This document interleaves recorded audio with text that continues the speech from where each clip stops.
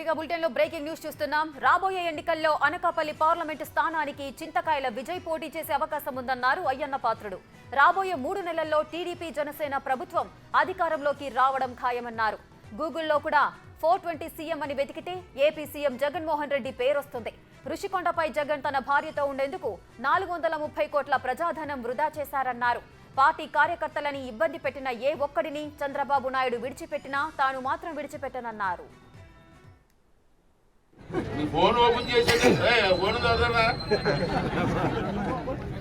ఇంట్లోకి వెళ్ళండి, చేతిలోకి గూగుల్లోకి వెళ్ళండి, గూగుల్లో కొట్టండి 420 సీఎం అడుగు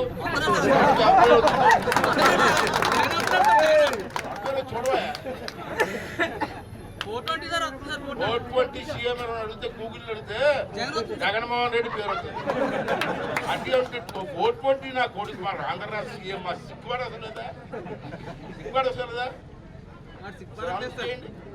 చనిపోతున్నాం లేదు. గూగుల్ మహేష్ బాబు సినిమా చెప్తాడు, మనం అబద్ధం ఆడినా గూగుల్ అబద్ధం ఆడదు కదా.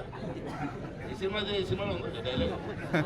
అలాగా గూగుల్లో కూడా ఇది 420 నా కొడుకుని వస్తూ ఉంటే అటువంటి పరిపాలన నా కొడుకు మనం జీవన దగ్గర చేస్తాం.